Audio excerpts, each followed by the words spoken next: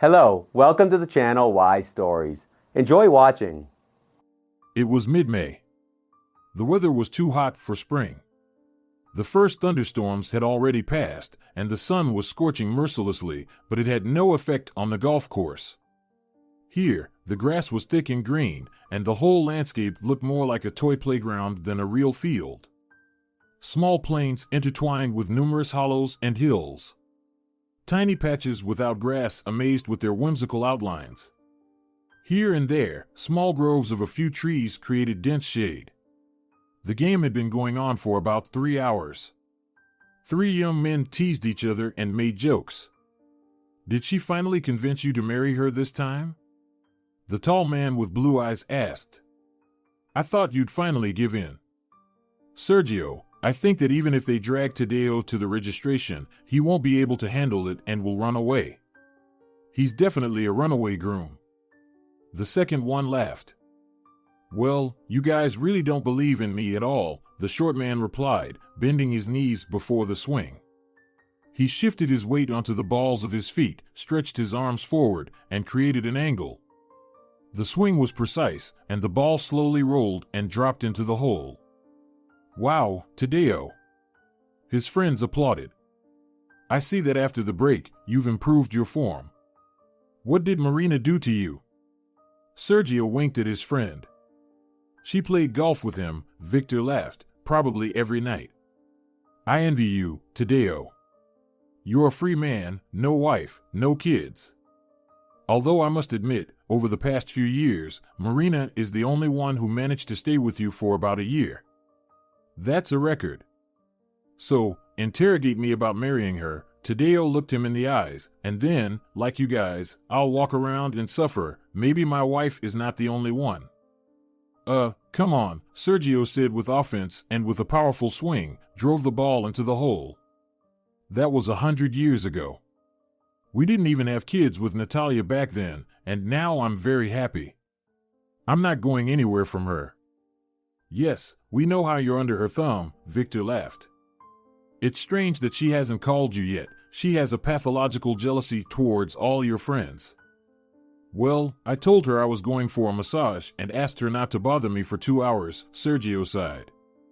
"You're right, Vico, you're all like a red rag to her. As soon as she finds out that I was with you, she starts lecturing me about how you guys are unserious people and that I need to stay away from you. Well, at least Tadeo, I understand. But what did I do to displease her?" "Wives," Sergio replied with annoyance in his voice. "In the past 7 years, you've already changed your third one." "But it's not my fault that they leave me on their own," Victor said, feeling slight offense. "As soon as they've had their fill of my money and saved up enough for themselves, it's goodbye. But I was lucky with Lucia. I deliberately married a country girl. She loves me so much that she practically worships the ground I walk on. She doesn't need diamonds, expensive clothes, or cars. There's plenty of help at home, and when I come home, she's either polishing the floors or baking her special apple pie. The only downside is that I want children desperately, but the doctor says there's no improvement yet. Vico, how about going abroad? Infertility can be treated there." Tadeo patted his friend on the shoulder.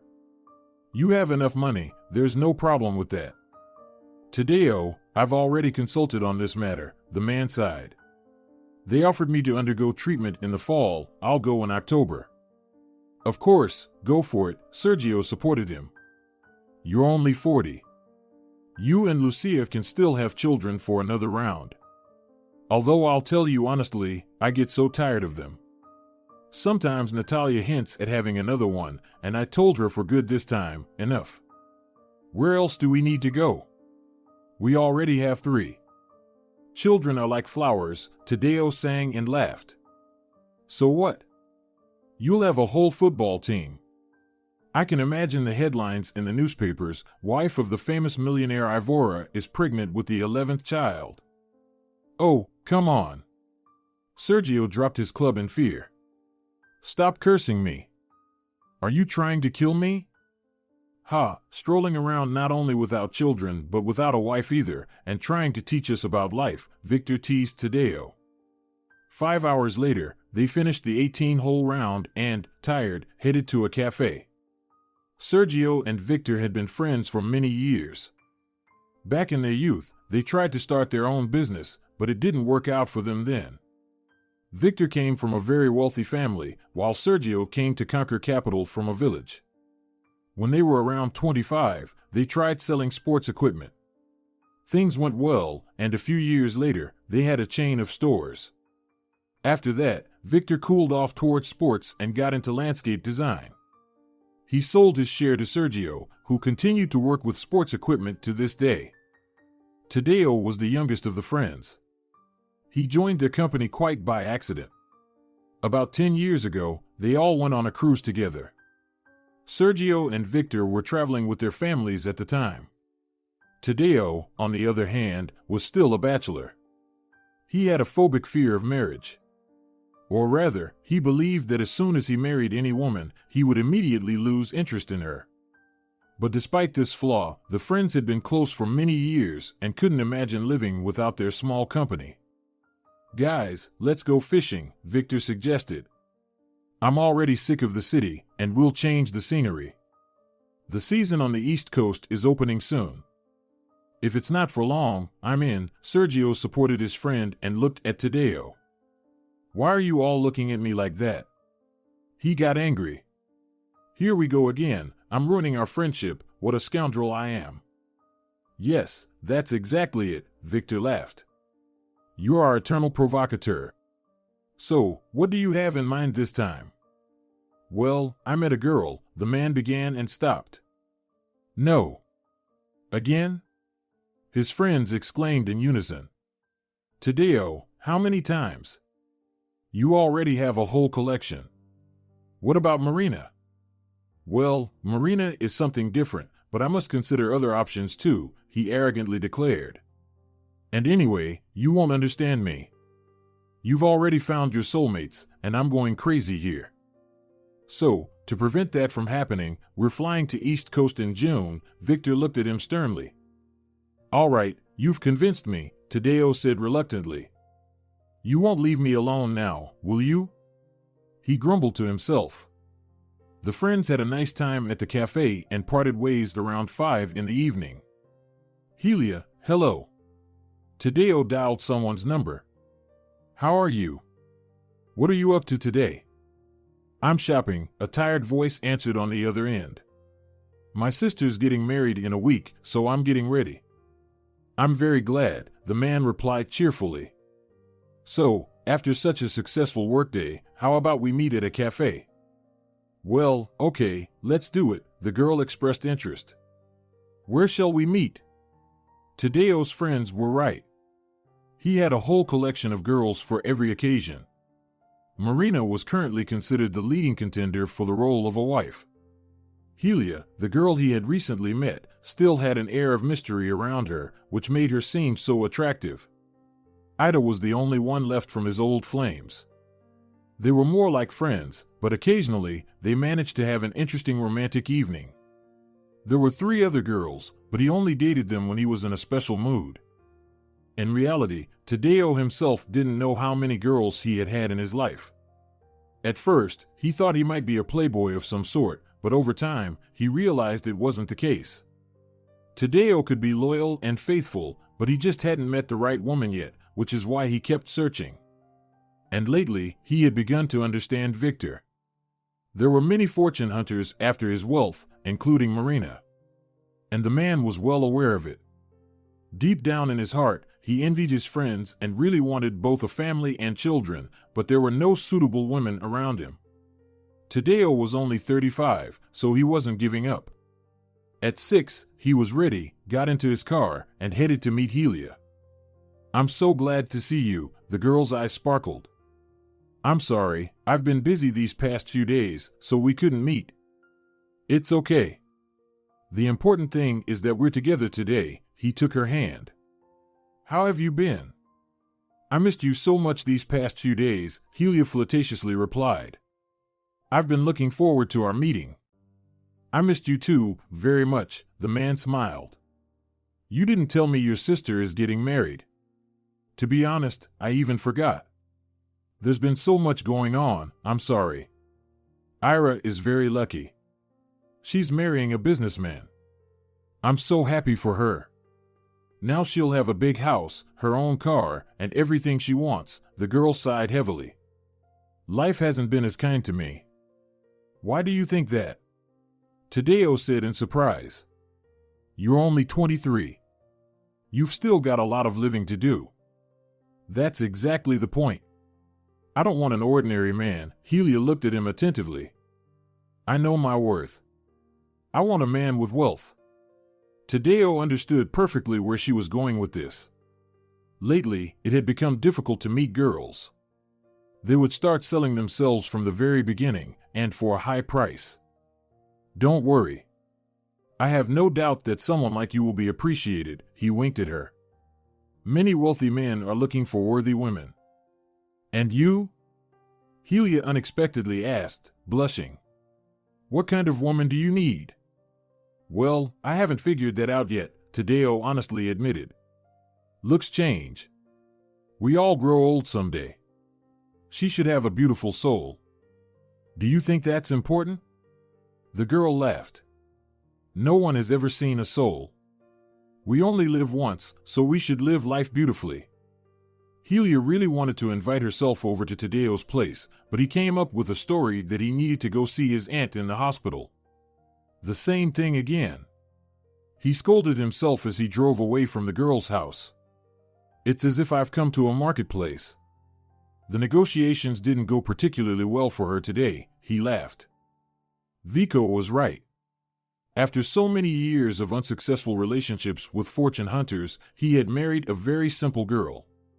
Lucia was genuinely crazy about him, and everyone knew it. You could talk to her about anything. She drove the tractor herself on her village farm, kept cattle, and plowed the field with a tiller. The girl was no fool. Her sharp wit and insight sometimes amazed him. Tadeo remembered how they had met by chance 3 years ago. His friends had gone on a fishing trip to Minnesota. Along the way, they encountered heavy rain that got their jeep stuck. They managed to reach a nearby village and asked for help. At the time, Lucia was 27 and a widow with no children. Go to Lucia, she'll get you out, an old man pointed them in her direction. The men were unsure but decided to follow the old man's advice. A tall, sun-kissed girl appeared in the yard. Oh, lads, how could you wind up in such a mess? She shook her head. All right, wait, I'll get you out. The friends were in shock when she drove out of the gate with a tractor. Show me. Lucia shouted and slowly drove toward the stranger's car. This woman is something, Victor exclaimed in amazement when the girl pulled their jeep out of the mud. She can handle anything. But the story didn't end there. The girl invited the guests in for coffee and treated them to her special pie. After that, Victor was hopelessly in love with her. Vico, are you crazy? Their friends scolded him. She's a country girl. You guys don't understand anything about women, he was offended. Lucia will be mine, and that's final. 3 months later, they had their wedding. Many years had passed, and Victor adored his wife. You could always hear it when they all gathered together. Victor, my darling, you're my sweetheart, his wife showered him with tender words. Sincerity and love shone in her eyes. That's exactly what I want too, Tadeo said aloud. To be loved as a sweetheart, not as a thick wallet. Tadeo returned home late. He had been living alone for a long time. As soon as his father handed over part of the business to him, Tadeo separated himself from it. Senor Ivora, Tadeo's father, had been involved in the tableware manufacturing business all his life. He owned 2 large factories that produced pottery and glassware. Tadeo took charge of the retail stores, of which there were 5. In addition to that, his father handled nationwide distribution. Tadeo settled on the couch, closed his eyes. With his friends, he forgot about everything, but at home, he was overwhelmed by loneliness. He reached for the phone. Mom, hi. Tadeo said. How are you all doing? How's Dad? I'll probably come over to see you in a few days.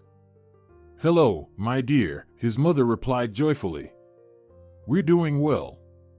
Of course, come over. We haven't seen you in a long time. Your father will be very happy. All right then. How about next Sunday? Tadeo suggested. Do you have any plans for the weekend?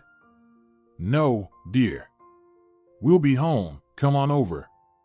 Tadeo hung up the phone, had some coffee, and went to sleep. The next week flew by unnoticed, and Sunday arrived. Tadeo happily drove to his parents' house. Hi, son, his father embraced him. How are you? It's been a while since you visited. I've missed you. Dad, hi. You know how it is, always busy, Tadeo justified himself. What can you be busy with? His father said with annoyance in his voice. When will you introduce us to Marina? We're hoping that this time we'll finally be lucky and get a daughter-in-law and then grandchildren. Dad, please, don't start, Tadeo said unhappily. I'm tired of this bachelor life too. I want a family as well, but no one seems to fit the role. Not even Marina? His mother asked in surprise. It seemed like things were serious between you two. Not even her, his son sighed. I'm not entirely sure about her. Mom, you married Dad when he had nothing, and they all want everything handed to them on a silver platter. Can you really love someone like that? You're right about that, son, Senor Ivora sighed. Your mother went through so much with me. At the beginning, nothing was going well at all. And the debts we had. You can't even imagine.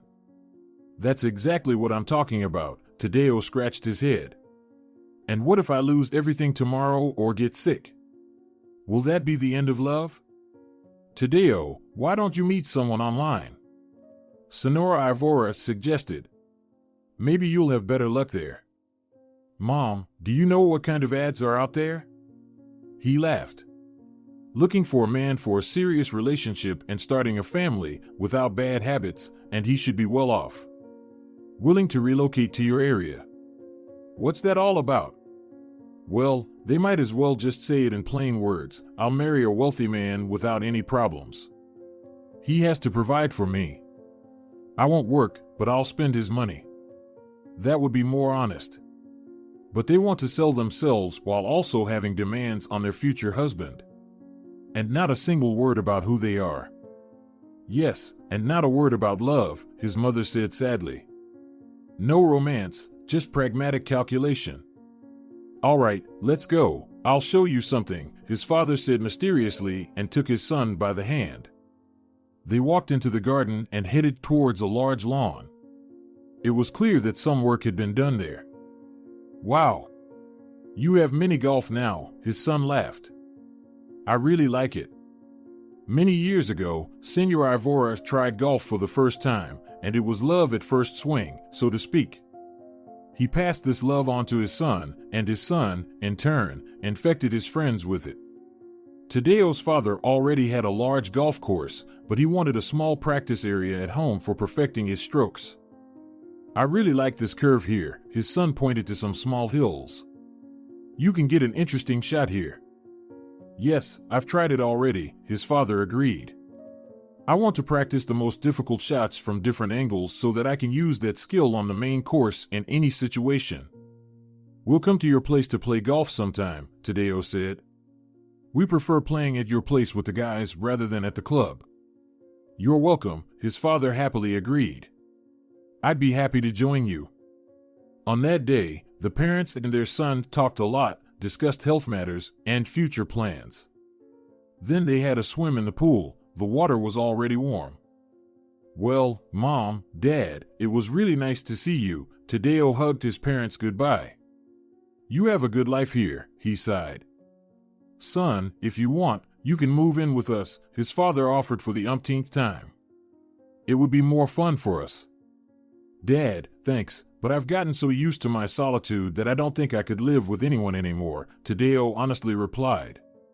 I love you very much, but I've become so accustomed to it that I'm afraid I just couldn't handle it anymore. Well, all right, Sonora Ivora agreed. If you ever feel overwhelmed, we'll be here waiting for you. Tadeo jumped into his car and headed home. It was already getting dark.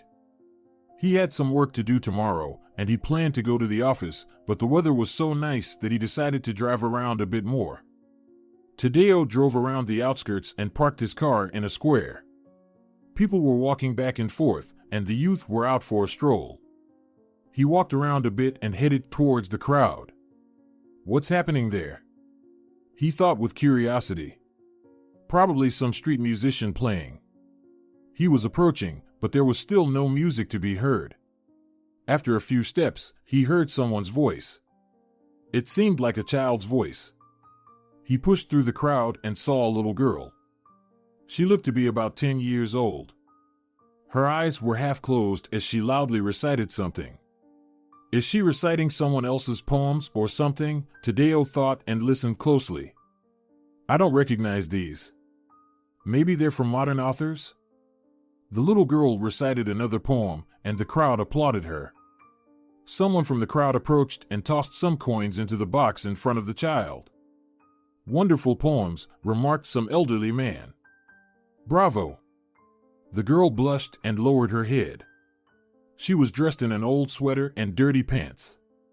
Her hair was braided in two pigtails that looked like they hadn't been washed in a while. She thanked everyone, felt for the box with her hands, picked up a stick, and walked away.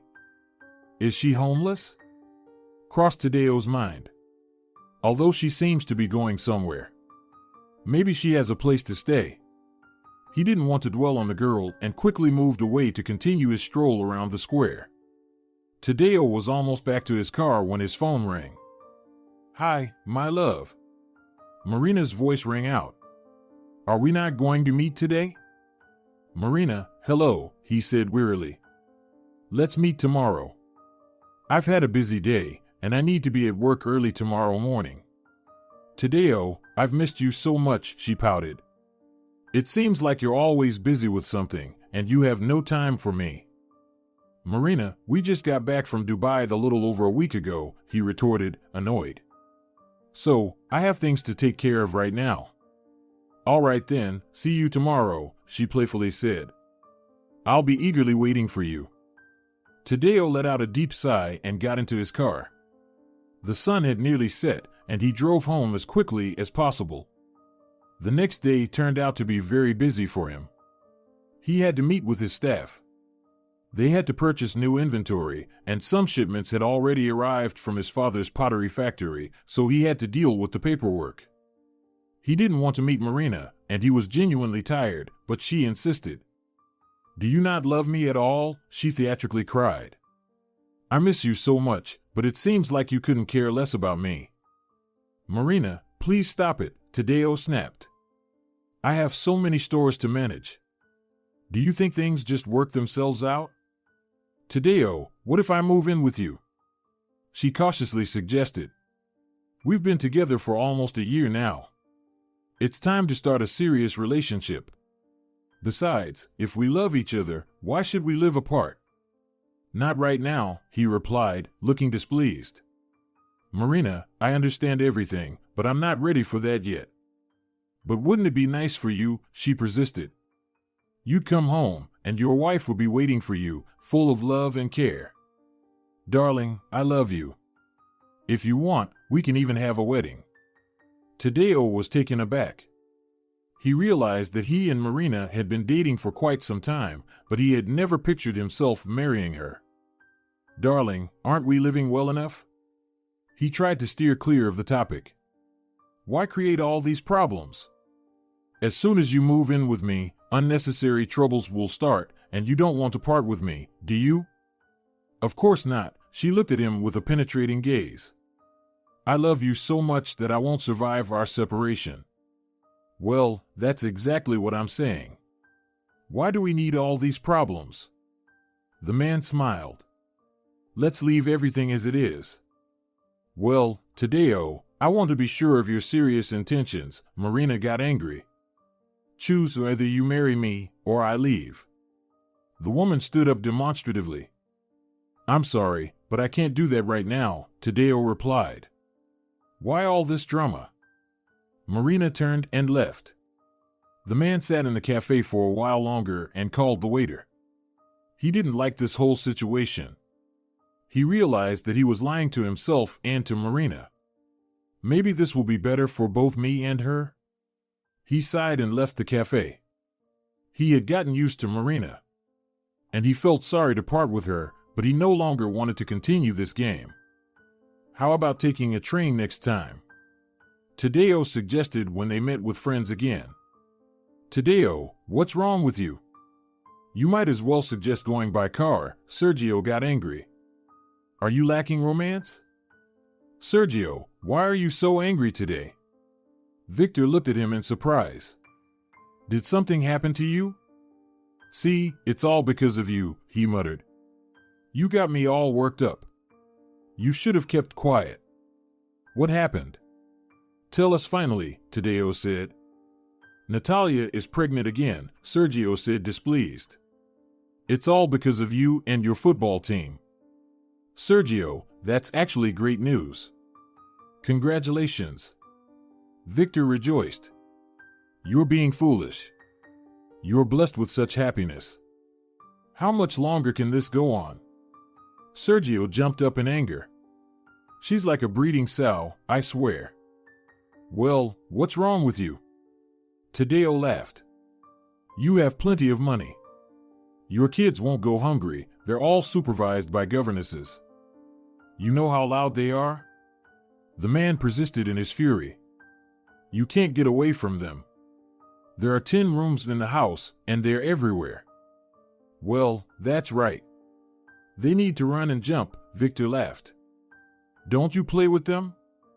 I do, the friend angrily replied, but not for 12 hours a day. I'm tired from work, I come home, and it's a real zoo there.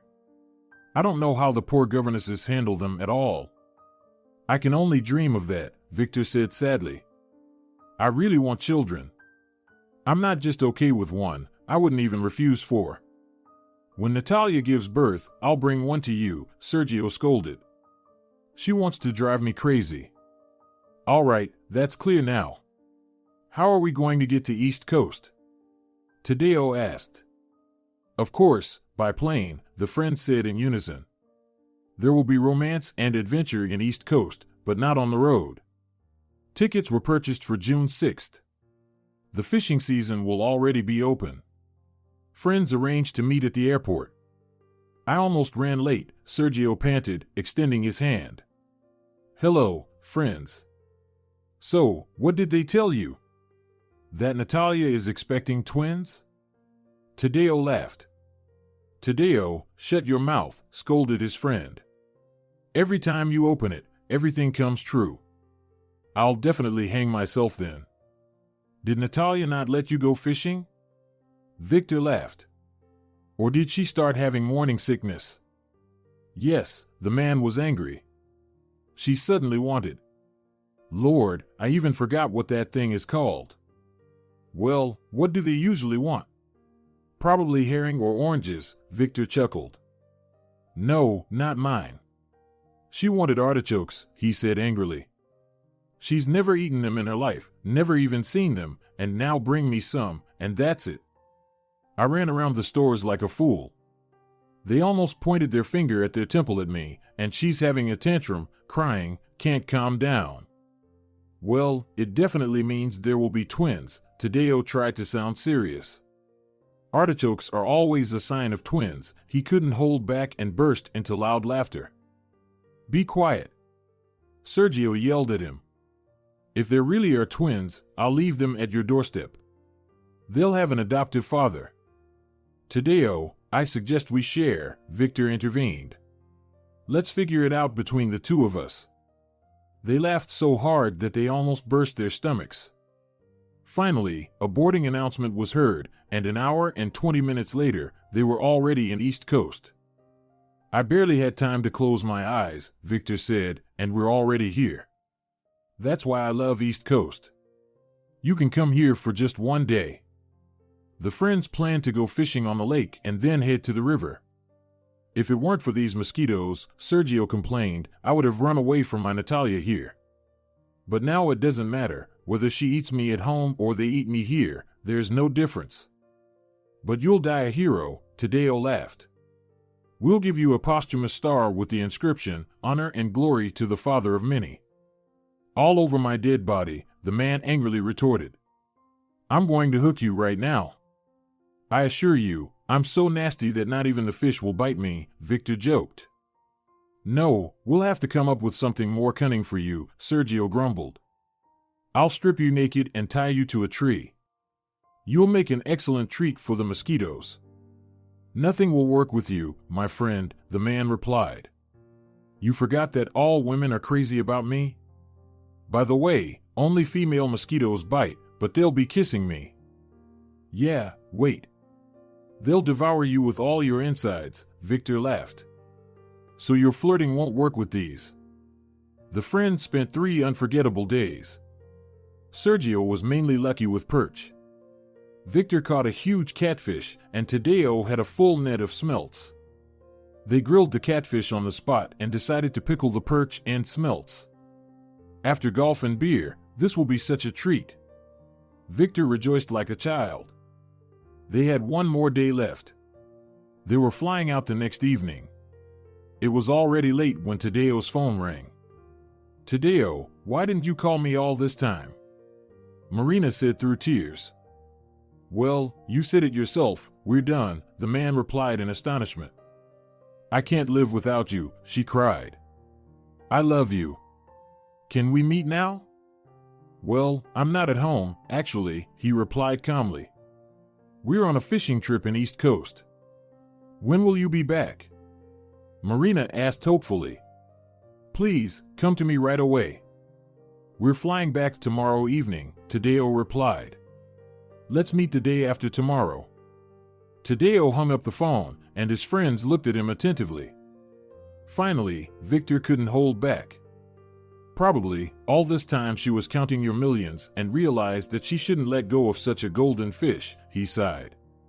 It's the same story with you, my friend, Victor said with annoyance. At first, I thought it was just bad luck with Ida, my first wife, but when Anna turned out to be exactly the same, I started to wonder. So when I married Rose for the penultimate time, it was just hope, which, of course, didn't pan out. Are they all like that?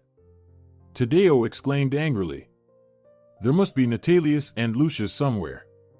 Why is it that I'm so unlucky? Tadeo, calm down, Sergio patted his shoulder. Your happiness will come when the time is right. Maybe it will be a woman you never even thought of. But when you fall in love with her, you won't want to live without her. Do such women even exist? He whispered. I really want to love like that, but I can't seem to do it. Maybe I just can't love at all. Come on, that's nonsense, Sergio reassured his friend. You're surrounded by nobody but hunters. They don't need you. Look at ordinary women around you. You know, I don't even believe in that.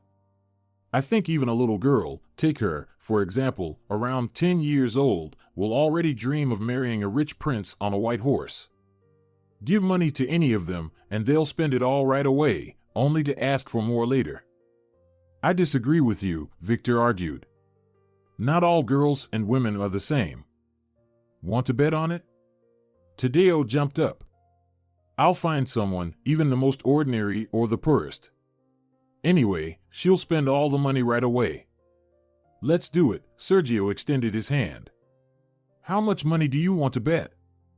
Let it be a 200,000, Tadeo's eyes gleamed.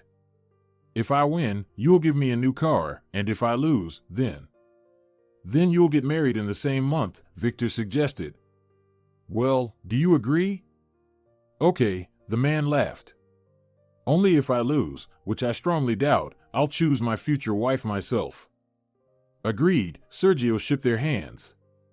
We'll start as soon as we get back and have some fun. Sounds good, Tadeo winked at him. I'll show you such a show that even a little girl won't resist my money. Maybe you should offer money to Marina after all? Victor chuckled. With her, you definitely won't lose. No, Marina doesn't count, the man protested.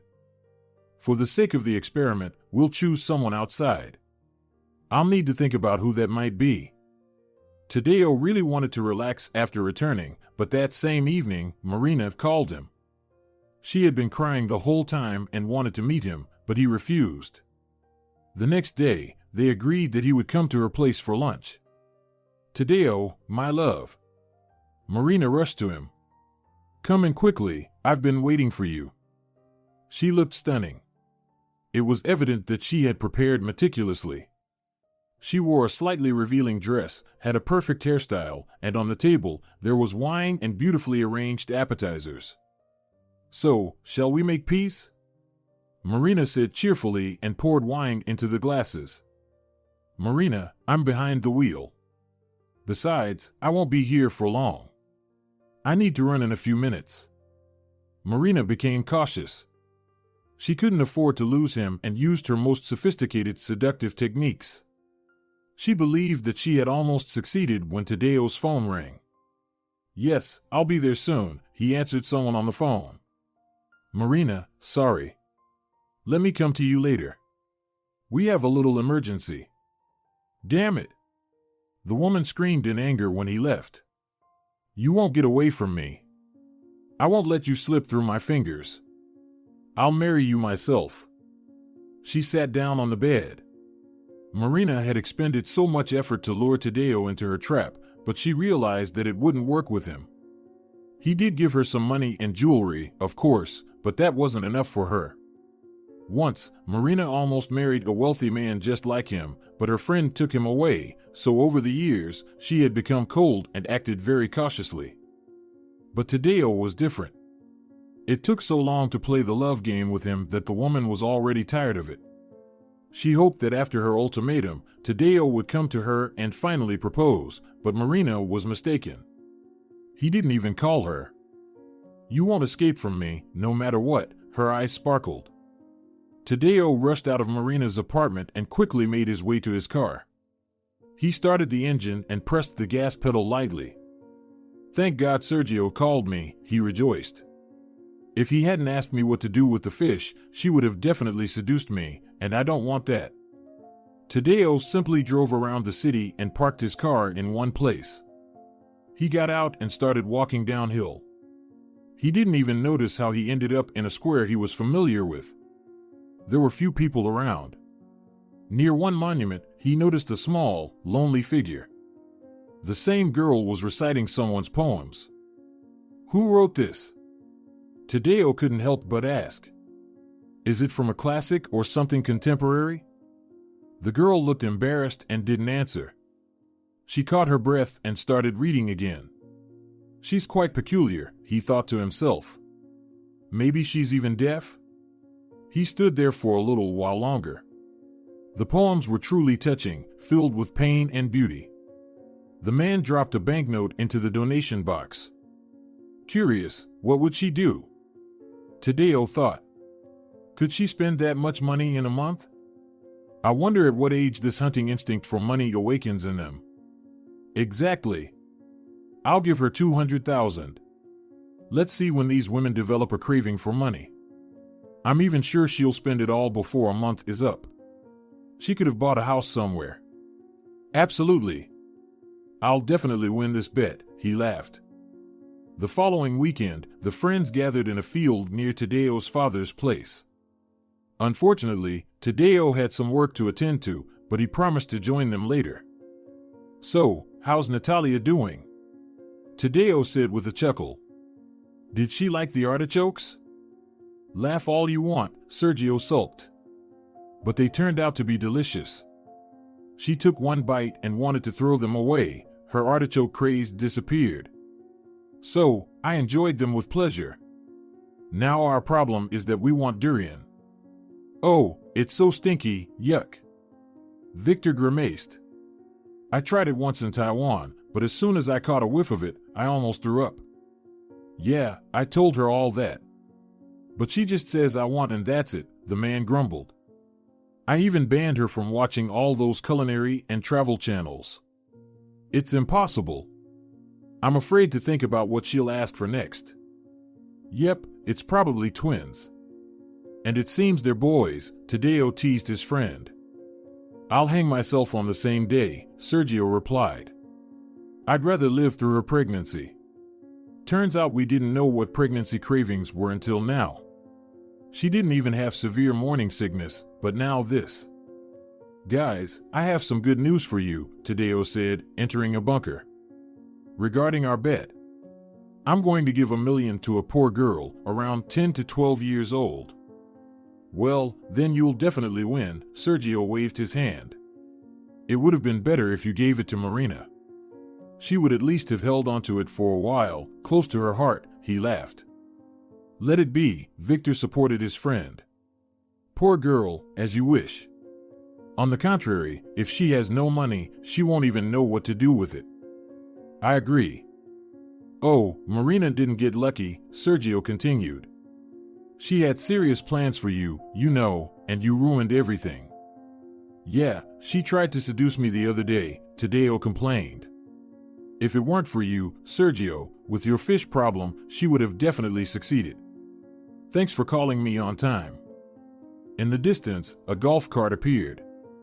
Tadeo's father had returned home, and he was eager to play around with them. Victor was currently leading, with the fewest points today. They had a little way to go, so Senor Ivora waited for them in the shade of some low trees, and then they played another round, but this time, all four of them played together. So, gentlemen, Tadeo's father said, are we placing bets, or are we just playing for fun? How about betting on dried fish? Sergio suggested. If you win, we'll give you ours. I salted it with so much love. And if you lose, then you treat us to sturgeon with beer. 1 against 3? You guys are not holding back, he laughed. Well, okay, I agree. Gentlemen only, ladies forbidden. Did I decode the word golf correctly? Yes. The men exclaimed in unison, and the showdown between them began. The sun was setting as the round neared its end. Tadeo's father was winning.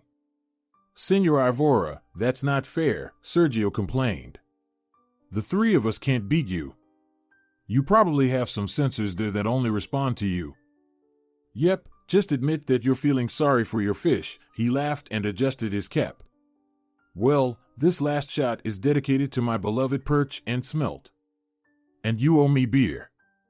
Despite losing the bet, the friends returned home in high spirits. Everyone had a good time. How are you going to give her the money? Sergio asked curiously as they got out of the car. Yeah, the child might think you're some kind of scammer, Victor said worriedly. We need to find a way to approach her, not just hand her a bag full of money out in the open. Well, I'll tell her I want to help her, Tadeo calmly replied, that I've been listening to her poems for a long time and I like them. Let's approach her together first, and then we'll decide, he suggested and got out of the car. It was Sunday, and people were strolling around. Giving a young girl a large sum of money in broad daylight was risky, so the friends decided to first assess the situation and then decide on their next steps. They slowly made their way towards the monument.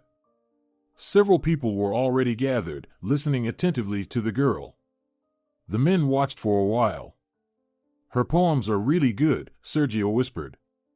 Probably from some classic.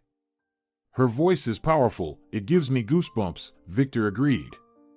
The young girl recited a few more poems and then stopped. Someone clapped and, thanking her, dropped some money into the collection box. The girl took a sip of water and rested for a moment. Well, this won't work, Victor finally said. We need to catch her in the evening. Also, we can't hand her a bag full of money in front of people. Let's follow her to where she lives or her home, and then give her the money. Otherwise, someone might take it from her. Yeah, that's true, Tadeo scratched his head. So what do we do now, stand here until evening? She left around 8 last time, and it's only 6 now. Well, we'll wait, Sergio sighed. A bet is a bet. And I really don't want to go home. There, Natalia with her tantrums, and the kids screaming. Let's go to a cafe for now, Tadeo suggested, and return here around 7. She'll still be here. The men left the girl and went to a cafe nearby on the square. Over a cup of coffee, they reminisced about how they had met and laughed about funny stories from their lives.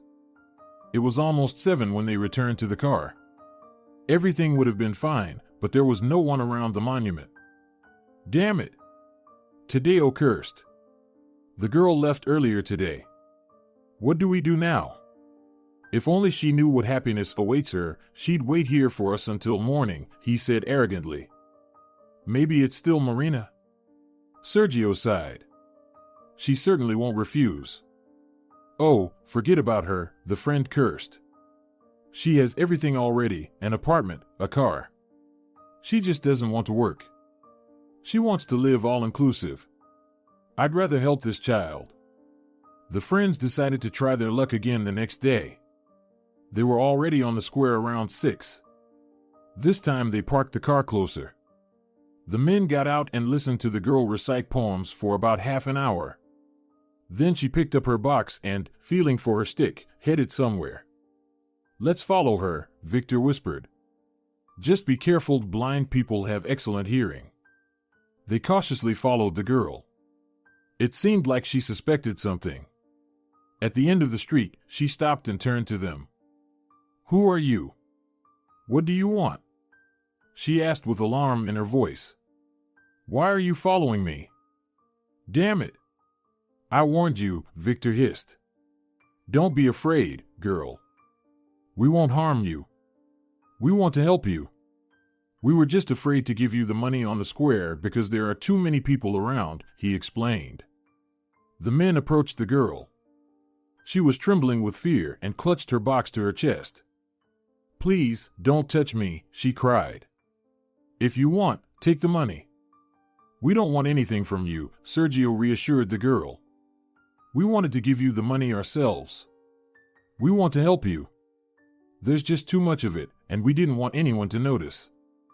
Take this, Tadeo handed her a bag of money. Just be careful. Hide it at home. It'll be enough for food and clothes. We are wealthy people, so it's nothing for us. The little beggar nervously fumbled with her hands. She felt the bag they gave her, said thank you, and left. What's your name? Tadeo called after her. Do you have a name? Viola, she paused for a moment and quickly walked away. It seems we did it, Victor wiped the sweat from his face. God, I never thought I'd be running after someone to give away a big sum. It used to be people running after me. Yeah, an unforgettable experience, Tadeo agreed. I feel sorry for the child. She was so frightened that I wanted to hug her. Poor girl. Does she really live alone? Maybe we should have escorted her? You saw how scared she was. She definitely didn't want that, Victor said with annoyance. My heart ached for her. We live without problems, without need, but she doesn't even have enough for bread. The friends returned home without much of a mood. On one hand, they felt like they had done a good deed. On the other, they realized that this wasn't just a game. The girl looked so miserable that their compassion was awakened, and they couldn't shake off the feeling for a long time. Guys, I want to track her down, Tadeo suddenly said. And what if gypsies are making her beg, or she has some kind of mad father? It's not just about my money, I'm worried about the child now. Yeah. Who knows where she lives and with whom, his friend supported him. Maybe she's not even from around here. Maybe some stepfather is forcing her. I think you're right, Sergio said. And at the same time, you might find out if they're keeping her here illegally, and the girl actually has a home, she was just kidnapped from there. For several days, Tadeo couldn't get Viola out of his mind. He had been busy at work during these days, but he decided to approach the girl again tomorrow. He hoped to see that she was alive. Maybe she took the money with her parents, and they've already left, Tadeo thought. On one hand, he was afraid that his money would only make things worse for the child. On the other hand, he hoped that the money would help the child and her family. Victor and Sergio were also eagerly awaiting the continuation of the story. Tadeo couldn't hold back and told his father everything. Well done, son, he heard in the receiver. But it would be much better if you did it from the heart, not because you had a bet. Right now, the child is being treated as a bargaining chip. I know it looks that way from the outside, sighed his son, but I'm genuinely concerned about this child. I worry about this girl. Tomorrow, I want to see what happened to her. Maybe I can find out where she lives. Then I can make sure if what I did helped. All right, son, his father replied. Do what you think is necessary. Okay, let's go to sleep. Good night, Christina said, stroking the child's hand. The girl closed her eyes, and tears streamed from them. She understood that she should be happy because spring had come, and now it would be easier for them, but unlike Viola, Christina was an adult, so she understood that someday winter would come again, and they would freeze from the cold. The girl remembered her mother and father. Christina, come on, hurry up, her father urged her. Or you'll be late for school. Christina finished her breakfast without enthusiasm, took her backpack, and slowly walked to the car. If only I didn't have to go to school, then, she said with annoyance. I would spend the whole day writing poems. At the age of 8, a young genius awakened in Christina, and she tirelessly wrote something all the time. At first, her parents didn't attach much importance to it, but one day when her mother was cleaning her room and found her diary, she was shocked. Leandro, you have to read this, she said in amazement. This is simply amazing. Her husband took the notebook in his hands and started reading. His eyes widened more and more. Finally, he stopped and looked at his wife. Irma, she's talented, he said. How can a child write such poems? When Christina turned 15, she was already a laureate of many awards. Her parents didn't stand in her way. They did everything they could to allow her to develop in poetry. Christina was happy. The only thing she simply hated was school. More precisely, she didn't like some of the teachers who tried with all their might to belittle her and devalue her talent.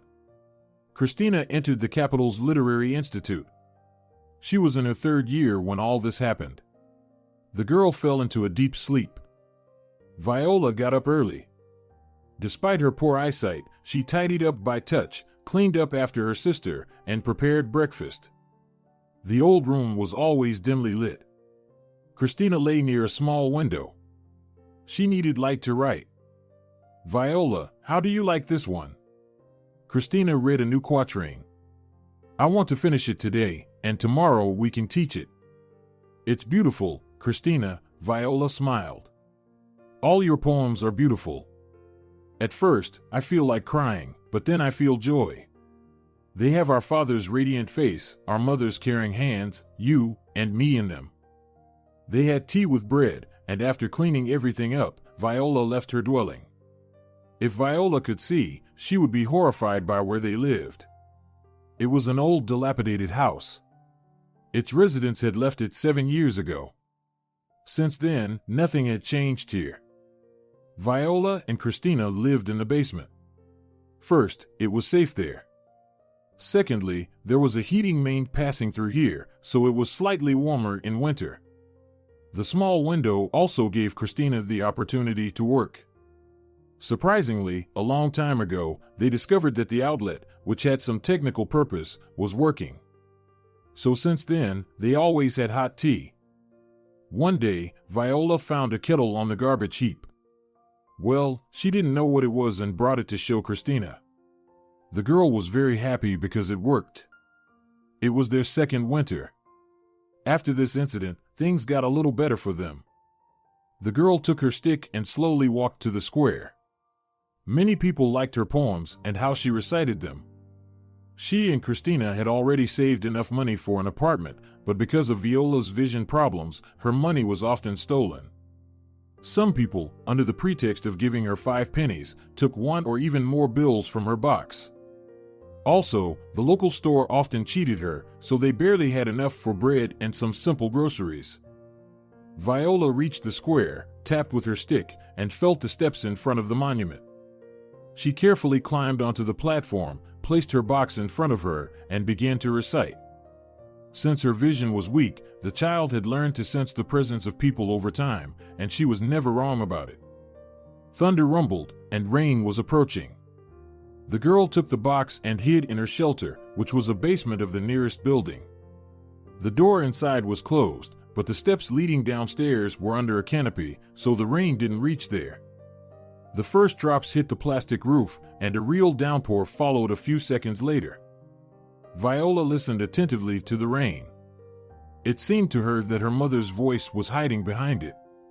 Christina, of course, tried to replace her, but because she couldn't walk, she couldn't provide all the necessary care for the child. Someday I won't have to hide from the rain in old basements, she thought, because I'll have a home. There, together with Christina, we will peek out of the window and put our palms out to catch the rain. The girl sighed. Her older sisters said they had been homeless for more than 5 years already. Viola couldn't even remember their home. Even then, her vision was not very good. She could sometimes see very clearly, but with time, all of it disappeared, and the torn pieces of different pictures in her eyes were replaced by complete darkness. She couldn't even remember her father's face, but there were few such moments in her memories. Viola listened attentively to the rain. It seemed to her that her mom's voice was hiding behind it. Of course, Christina tried to replace her, but because the girl couldn't walk, she couldn't provide Viola with all the necessary care. The rain stopped, and Viola headed back towards the monument. She felt that several people were approaching her today. Someone put a piece of paper in her pocket. "Please, I need bread, for sausages, and cookies." She handed the money to the saleswoman at the end of her workday. "Here you go," an elderly woman handed her the groceries. She quickly tucked a 100 note into her pocket. "Will there be change?" The child extended her hand. "There's not enough here as it is." "I gave you the sausages at my expense," the saleswoman said insincerely. The girl thanked her and left. She was already nearing home when a heavy rain started again. Viola got soaking wet. She changed into some rags and took out her clothes and some of Christina's belongings under the rain. That's how they did their laundry. After the rain, Viola rubbed the clothes a bit, squeezed them, and hung them on some rope. "Well, let's eat," the girl rejoiced. "Today I brought sausages."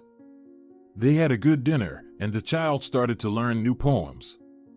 And again, night came to their dwelling. Today, Viola didn't feel like talking, and she quickly fell asleep. Christina opened her eyes. During the day, she rarely thought about her parents. She often felt inspired during this time, and she wrote. But when night fell, she suffered greatly from loneliness, from what had happened to them.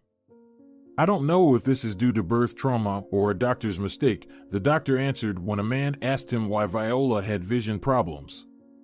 "Unfortunately, the only way to fix this is through surgery." "I agree," her father rejoiced. "I'll pay for the operation, just help her see normally." "It's not that simple, Senor Diestro. It will take at least 5 years, the doctor said, looking at him. "We can't perform the operation earlier." 5 years? Her father exclaimed in shock. "Oh my God. So we have to wait for over 3 more years?" Due to complicated childbirth, Viola had poor vision from birth.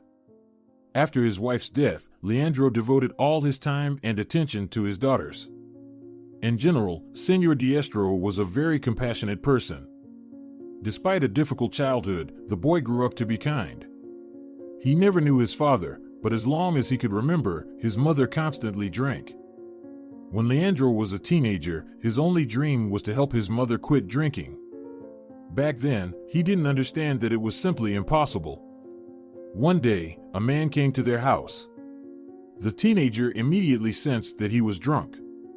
He introduced himself as his mother's new husband and stayed in their house. A few days later, Evelina, his stepfather's daughter, appeared in their house. She was a withdrawn and secretive girl, but she often set up Leandro, and her father would beat him. "She's your sister," his stepfather yelled, and from his drunkenness, the boy almost lost consciousness. "She's a girl. You should always yield to her." So he lived, unwanted by anyone. And when he turned 16, his stepfather drowned in the lake while he was too drunk. His mother continued to drink incessantly.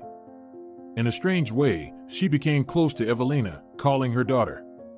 She didn't even acknowledge Leandro. The girl was a couple of years older than him. When she turned 18, she ran away with some married man from the neighborhood. Leandro's mother grieved deeply. At first, she even quit drinking, but one day, while he was working the night shift, she got so drunk that she left a cigarette unattended. Everything burned down, even their old barn. The young man struggled for a long time, living, one could say, under the open sky, but he was taken in by a neighbor, Uncle David. He took Leandro as his own and loved him like a son. Several years later, Christina's father went to the capital for work, and he stayed there. Uncle David had a daughter, Julia, whom Leandro loved very much. A few years later, he married her, and she moved in with him. Leandro turned out to be a clever young man. He started as an assistant to a household appliance repairman, then mastered electronics and opened his own small business. A few years later, they bought a house in the nearby area.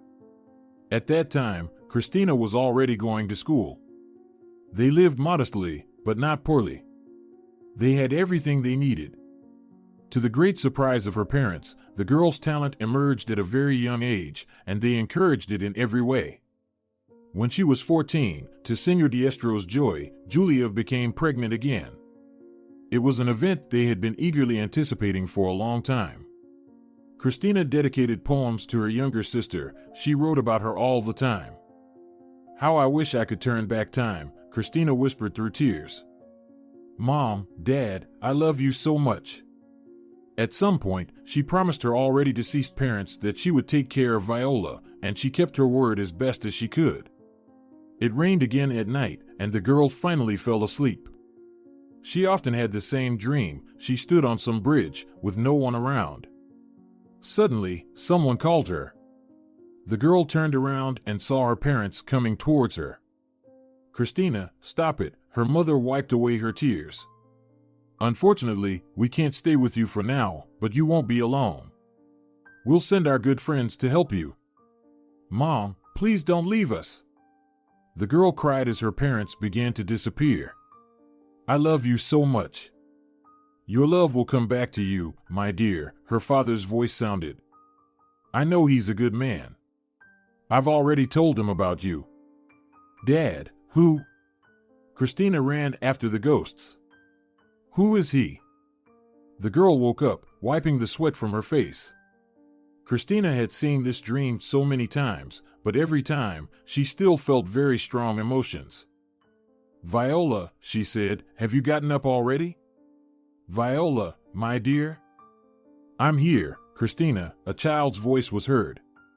"I decided to clean up while you're still asleep. I'll make tea now." "Viola, I beg you," her sister said, "if you feel rain, hide immediately. Maybe you'll stay at home today? Let's take a day off."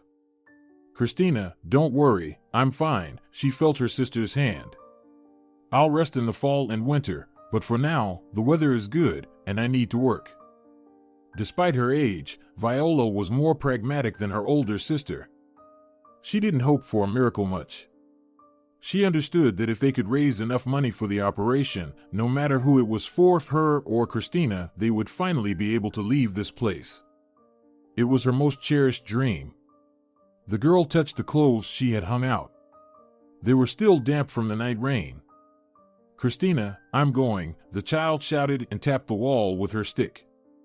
Today was Sunday, and Viola had a good day. She felt people standing next to her. Someone kept approaching and dropping coins into her box. By lunchtime, it was very hot, and people dispersed. The girl sat at the foot of the monuments. Suddenly, she felt something soft. "Donut, is that you?" Viola said and petted the homeless dog. She scratched him behind the ears and felt his tail, which was like a coil. It was because of his tail, which resembled a bagel, that the girl called the dog Donut. "Haven't seen you in a while, right?" she asked, feeling the dog's paws in her hands. "Were you busy?" Donut happily barked in response, saying, "Yes." Then he began to place his paws on the girl's hands and nuzzle her face. The girl lovingly stroked him. "You're such a hard worker." The girl laughed. "Always busy, weren't you? Probably running around with your friends in the dumps, huh?" The dog twirled around Viola a bit more, barked, and then ran off. Donut never asked her for treats. Perhaps the dog knew that the girl's life wasn't much different from his, except she had one major disadvantage compared to Donut. She had poor eyesight, and most of the time, she couldn't see at all.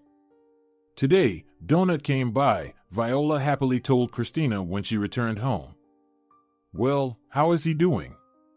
The girl laughed. "Probably got into trouble with his buddies." "Unfortunately, he didn't answer that question," the girl chuckled. "He always stays silent when I ask him about it. I shouldn't expect to see him again before a week goes by." Christina spent the whole day trying to push thoughts of the past out of her mind, but by nightfall, they had caught up with her even more forcefully. "Dad, someone's here," the girl said, looking out the window. "There's some car parked near us." "I'll go check," her father replied, putting on his autumn jacket. Christina looked out the window. She saw a woman rushing toward her father. She seemed to be crying. The man hugged her and patted her head. Half an hour later, they entered the house together. "Christina, meet your aunt," her father introduced the guest. "Her name is Evelina. She's going through some serious problems right now, so she'll be staying with us for a while." The girl immediately disliked this relative. She had a deceitful, raspy voice. She smoked a lot, but always hid it from Christina's father. When he wasn't around, Aunt Evelina would curse at the children and wave her thick fists at them. After a few months, Christina realized that she couldn't leave this place. "Dad, I can't take it anymore," she cried out. "Either she leaves our house, or I do." "My dear Christina, please, just endure for another month," her father begged her. "She'll get her own place back in a month. She's already submitted all the necessary documents." At that time, Christina was almost 20 years old, and she realized that something was seriously wrong with all of this. Aunt Evelina claimed that her house had been seized due to unpaid loans. She said she couldn't find the money. They had to wait a few weeks for her case to be resolved. "Dad, just a month, no more," Christina said angrily. "She means nothing to you. Stop covering for her." In early December, the day of the operation for Viola was scheduled. Aunt Evelina left in the evening and didn't return until the morning. Where could she be? Her father worried in the morning. "We need to get to the hospital." "Dad, forget about her," Christina replied. "Let's go quickly, or we'll be late." They gathered all their necessary belongings and got into the car. The road was icy. It had snowed with rain overnight, and by morning, everything had frozen. The father carefully drove the car.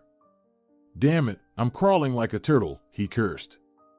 "We're definitely going to be late," the man said in frustration and accelerated. They had driven about 3 kilometers when a small downhill slope appeared in front of them. Due to the icy conditions, the father wanted to slow down, but he couldn't. He then tried to brake, but the brakes didn't work.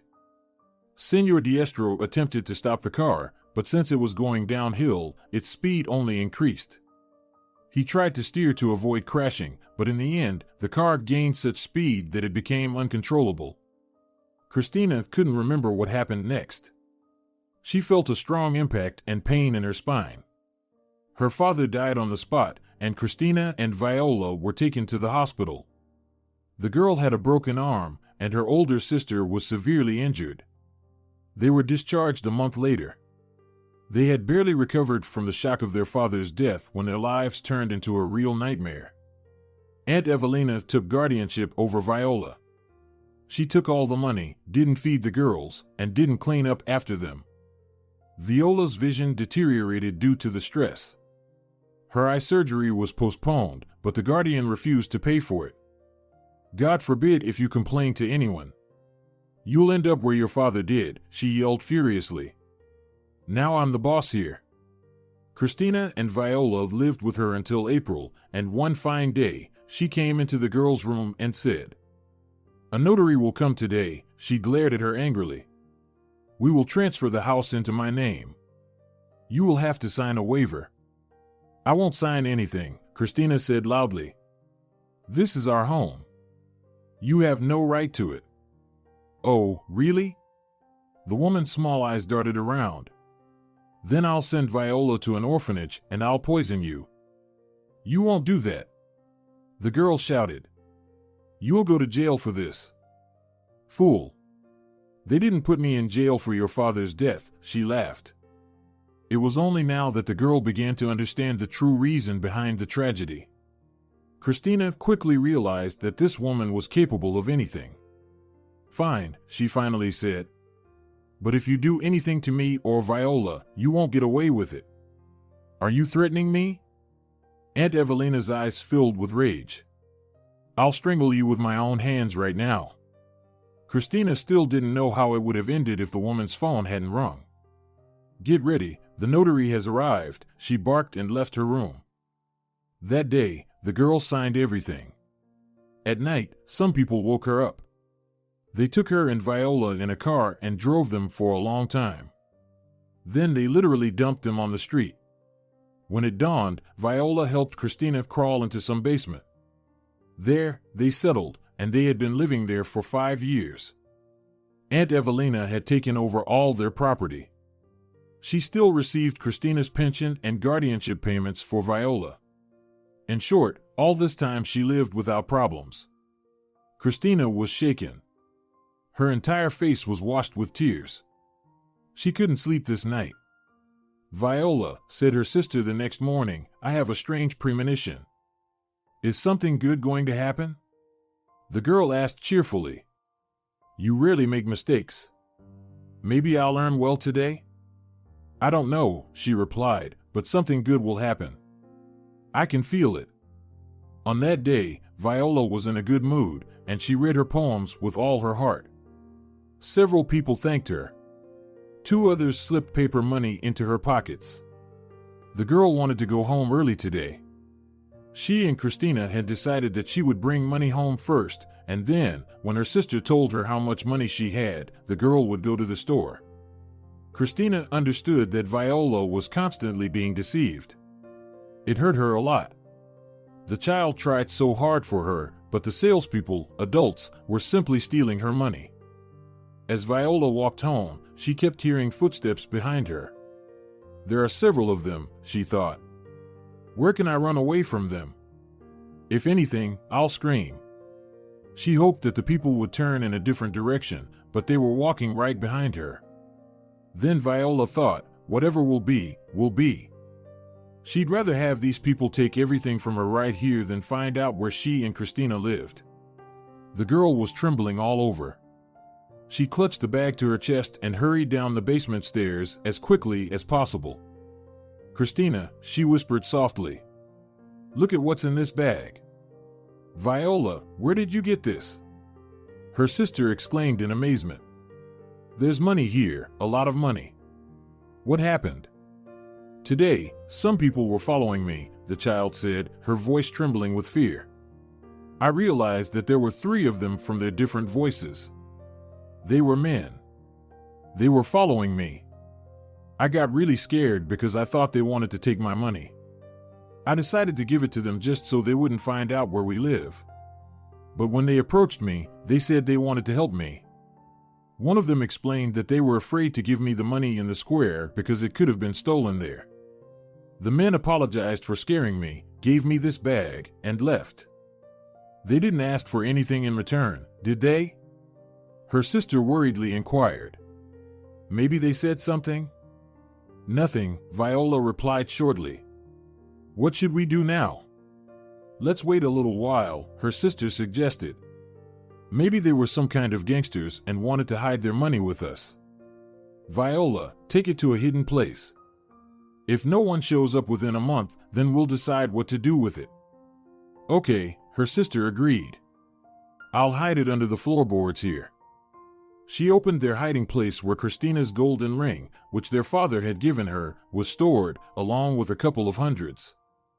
Viola, what were their voices like? Christina asked the girl when they went to sleep. Were they angry?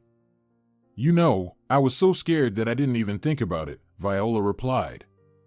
It seemed to me that one of them was younger. He had a very pleasant voice, as if from deep inside. One of them was a bit rough, but I felt compassion and care from him too. The third man spoke like a father. He was probably the oldest. At least he loves children. He talked to me as if I were his own child. I didn't sense any anger or anything bad from any of them. Well, the young woman sighed. What does all this mean? She said and remembered her dream. I know he's a good man. He'll take care of you. I've already told him about it, her father said. After these words, Christina calmed down and fell asleep. Is anyone here? Tadeo asked, entering the courtyard of a semi-ruined house. Viola, are you home? There was no answer. The man carefully inspected the remains of the old house. It was empty inside, and it was dangerous to be there. Tadeo was about to leave when he noticed a basement. He cautiously opened the door. Viola, are you here? He called out. It was dark downstairs, so he turned on the flashlight on his phone. The man descended the stairs. Maybe someone used to live here because there were shoes on the floor. Or maybe homeless people used to stay here, he thought to himself. Suddenly, he heard a noise. He went towards it. In the distance, a small window appeared. Viola, don't be afraid, it's me. Do you remember, I wanted to help you with my friends? Tadeo said loudly. The man walked a little further and entered a room. There was silence. He peered through the darkness. It seemed to him that someone moved under some rags. Viola, don't be afraid. I swear to God, I won't do anything bad to you, the man said in desperation. I want to talk to you. Please let me talk to you. A girl's head appeared from under the rags. She had a frightened face. Who are you? The stranger asked in amazement. Sorry, I'm looking for Viola. Do you know where she is? What do you want from us? The girl said through tears. How did you find us? Do you know her? The man exclaimed with joy. I'd like to see Viola, the girl who reads poems. Please, call her. I won't do anything bad to her. Who are you? What do you want from her? The stranger asked. Why do you need her? You see, a few days ago, I and my friends gave her some money, Tadeo began. But I didn't think that maybe she's being held here against her will. Perhaps gypsies stole her, and they are taking the money from her. I don't mind the money I gave, but I wanted to help the child. You know. Tell me, does she have any relatives? You can take your money back, we don't need it, the girl said proudly. But you won't see Viola. Leave us alone. Okay, I'll leave. But please tell me, why are you here? Is someone keeping you here against your will? The man said with concern. No, the stranger replied shortly. Please, don't come here. Tadeo turned around and walked out of the basement. He was so shocked by what he had seen that he could barely make it to his car. Who is this woman or girl, he thought, is she a relative or a mother? How do they even live there? Tears streamed down his cheeks. Tadeo had never been sentimental, but what he had seen squeezed his heart so much that tears flowed from his eyes. All right, I need to calm down. I feel like this isn't the end of it. I'll come back here. For several days, the man regained his composure. He felt drawn to both the girl and the woman. He was eager to find out what had happened to them. 3 days later, Tadeo went to the square. Viola, hello. It's me, he gently said. Do you remember me? How are you? The girl trembled and quickly got up. She didn't know what to do. Please, don't be afraid of me, Tadeo reassured her. I came to your place, but you weren't there. At our place? She asked in amazement. Did you see Christina? Is that the woman by the window? The man asked with interest. Is she your mother? She didn't let me wait for you, so I left. Did you go to our basement? The girl couldn't believe it. Do you know where we live now? Viola, I'm sorry, but I've been following you, he admitted. But I don't want anything from you. I want to help you. What happened to you? Our parents died, and we were kicked out of our house. The girl lowered her head. So, that woman is your sister? Tadeo was surprised. She looks much older than you. Christina is almost 15 years older than me, she calmly replied. What do you want from us? We don't need your money. We haven't even touched it. You mean you haven't spent a single penny of it? He was amazed. Viola shook her head in denial. It was clear that the girl was telling the truth. Well, that's something. Tadeo wiped his face. I'm just in shock. We don't need your money, she replied. We'll manage on our own. Viola, it's not about the money at all, he said. I just don't know how to help you. Then take your money back, the girl suddenly said, and we can be friends. Tadeo was not prepared for such a turn of events. He was simply amazed. To be friends, you don't need unnecessary money, Viola added. Besides, then you won't be able to lie. I agree, the man finally said. For the sake of our friendship, I'm willing to take back my money, but you must give me your word. What kind of word?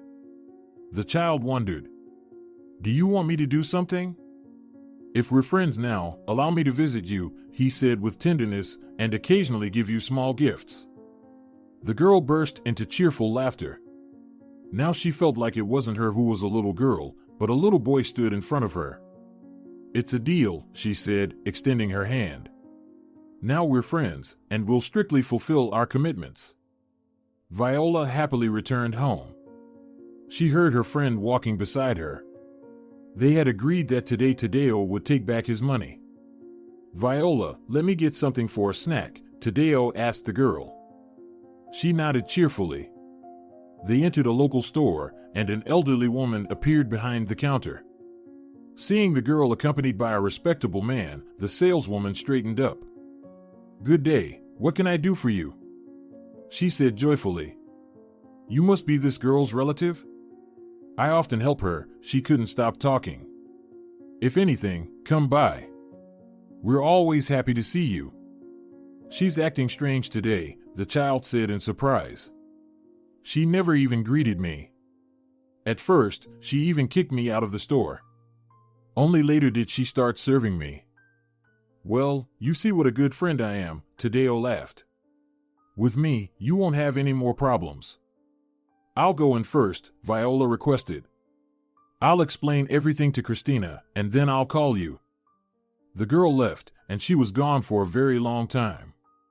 Tadeo was about to enter without an invitation, but then the basement door opened, and Viola appeared. Let's go, I told her everything, the girl said contentedly. She's not afraid of you anymore. Tadeo walked into the room he was already familiar with. The girl sat with her back to the window, writing something on an old sheet of paper. Hello, Tadeo said. I'm sorry for coming without an invitation. And if I die today, Christina wrote under her dictation. Just wait a moment. She's inspired now, Viola whispered, so she has to write down her poems. So, it's her poems you read in the square? He exclaimed with enthusiasm. Oh my God. That's hard to believe. Yep, Viola replied quietly and, tapping her stick lightly, walked toward an old table. Hello, the girl suddenly said. Viola told me everything. Take your money. You can even count it if you want. We didn't take anything. Honestly, we don't even know how much was there. You mean you didn't even count it? Tadeo said in shock. There was 200,000 there. How much? The sisters said in unison. I thought maybe it would be enough for you for a while, or you could buy a house in the village, he stammered. Maybe I should leave it after all? Well, no, Christina said in fear. We don't need that kind of money. And besides, you can't buy friendship with money, Viola's voice was heard. I'm sorry, we don't have the best conditions, but if you want, we can have some tea. Thank you, really, but I need some time to think, Tadeo replied and was about to say goodbye. Can I come and visit you later? Of course, you can, Viola said happily. Christina, do you mind? I'm all for it. The girl blushed. She lowered her eyes. Christina didn't know what to say. Christina, I would like to read your poems, he asked the girl, if you don't mind. Christina nodded in agreement. Tadeo asked Viola not to walk him, he could manage on his own. So, my young friend, he took the girl's hand, until we meet again. Oh, by the way, I forgot to introduce myself. My name is Tadeo. I'm sorry. Until we meet again, Tadeo, the child shook his hand. We'll be waiting for you. Viola, what was that? Christina exclaimed in shock after the man left. Who is he? I don't know, the girl shrugged. But there's such warmth about him. I believe him, sis. I'm so scared. I'm afraid to make a mistake, the older sister said nervously. Christina, let's start trusting people again, like adults, Viola replied. Tadeo started visiting the sisters regularly. Dirt and poverty didn't disgust him in the least. His new acquaintances became so dear to him that he began to perceive them as an integral part of his family. So, how's our bet going? Sergio asked one day. You have one more week. Sergio, Vico, I lost on the same day, Tadeo smiled mysteriously. What do you mean? Victor exclaimed in surprise. She hasn't spent all the money yet, has she? They returned every penny to me within a few days, he said contentedly. They? His friends asked in unison. How many were there? They are Viola and her older sister, the man replied calmly. The poems that the girl keeps reading all the time were written by her older sister. Unfortunately, she can't walk, her legs are paralyzed. Well, that's something, Victor scratched his head. So, they really didn't spend a penny? No, he looked his friend in the eyes. I was shocked myself. Viola offered me real friendship in exchange for my money, and I agreed, and I don't regret it at all. I'm truly friends with them, just like with you guys. How old is the older one? Sergei asked with interest. Judging by your shining eyes, there's more than just friendship there, probably. Christina is 25, the man blushed. She's as pure as the blue sky. Well, now everything is clear with you, Victor sang. I guess she's the best girl in the world. Well, I mean, for you. Yes, Tadeo replied briefly. I think I've fallen in love with her, and possibly for a long time, maybe forever. Hallelujah. Sergei raised his hands. Did that really happen? Guys, I don't know what to do, Tadeo suddenly said. How do I get them out of the basement? They might just refuse. What even happened to them? Victor asked excitedly. What's going on with them? Their mother died during Viola's birth. The girl suffered birth trauma, and from birth, she has had a visual impairment. At first, the child saw everything in pieces, like a mosaic, but over time, her vision completely disappeared for some time. The operation was only allowed after 5 years, but by that time, their father's stepsister had moved into their house. Or rather, she was nobody. Senor Diestro's mother drank and one day married another alcoholic like herself. They officially got married, and after that, he informed them that he had a daughter. She turned out to be quite a woman. For many years, she lived her own life, but when her house was taken away due to debts, she remembered that she had a so-called brother once, and as far as I understand, this woman staged an accident and Senor Diestro's car brakes failed. Their father died on the spot. Christina became disabled, and Viola was young and only got away with a broken arm.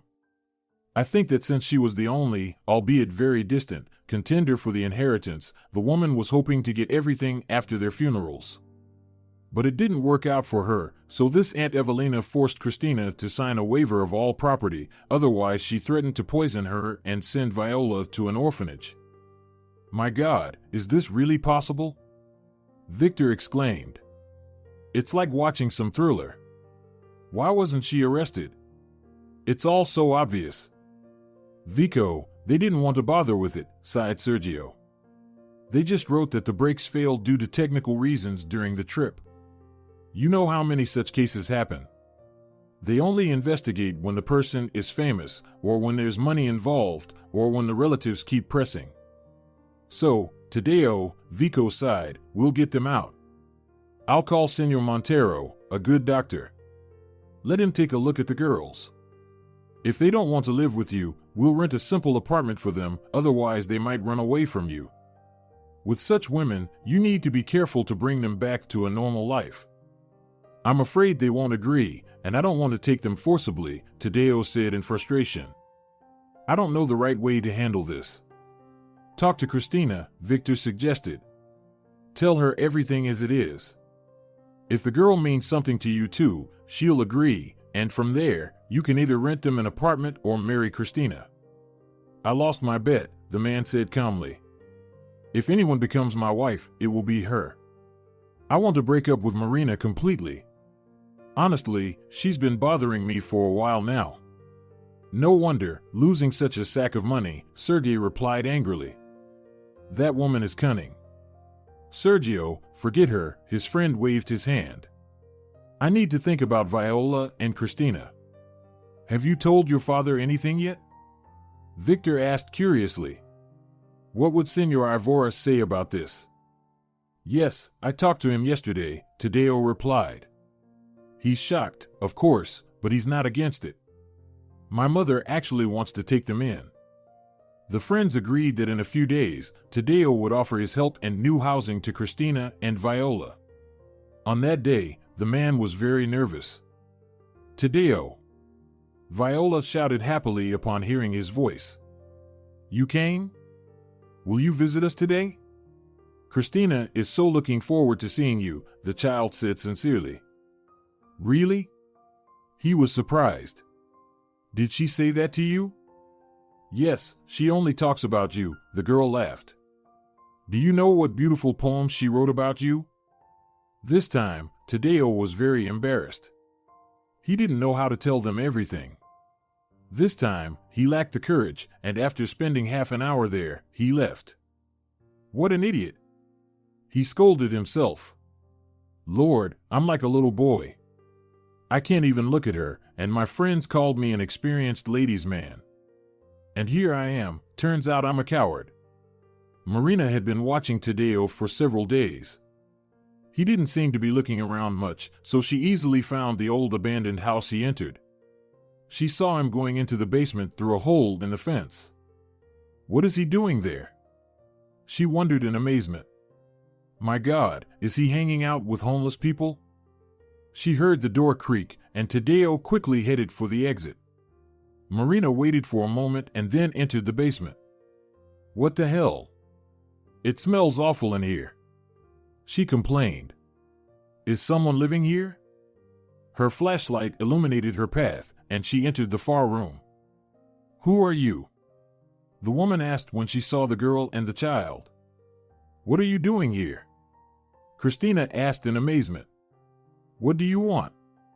Could Tadeo really sink this low? Marina yelled. Is he sleeping with a rag like you? Who are you? The girl demanded loudly. I'm asking you again, what are you doing here? I'm Tadeo's wife, she said angrily. So, this is who he's cheating on me with. Between us, there has never been anything, and there isn't now, Christina proudly declared. Leave. Do you know who I am? Marina shouted furiously. I'll throw you out of here today. Do you really think Tadeo would go for someone like you? Look at yourself. You talk about him like he's an object, Christina said in amazement. What do you know about life? The stranger yelled in rage. If you were normal, would you live like this? That's right. He's an object, and this object is mine. Do you hear me? I won't give his money to anyone. I think I understand what's going on, Christina calmly said. It's not about Tadeo at all. You just don't care about him. You want his money. Yeah, I don't care about him. He's just a little lapdog in my hands. And I'll destroy you. You'll be taken care of today. Enough, Marina. Tadeo emerged from the adjacent room. You've already said enough. Leave. Tadeo, my love, she flirtatiously approached him. It's just, I love you so much. Get out of here. Tadeo shouted at the top of his lungs. I never want to see you in my life again. Tadeo got into his car and was about to leave, but decided to come back and finally talk to Christina. He could no longer hide anything from her, so he returned and watched what was happening. Let's sit down, Senor Ivora invited the guests to the table. Friends, dear ones, we haven't seen each other for so long. It's been almost 2 years since we planned to spend this evening together, but new events kept popping up. But today, finally, let's remember what has happened during this time and celebrate together. A massive table was set up outside, and the guests started taking their seats. It was June, and the evening brought a slight chill.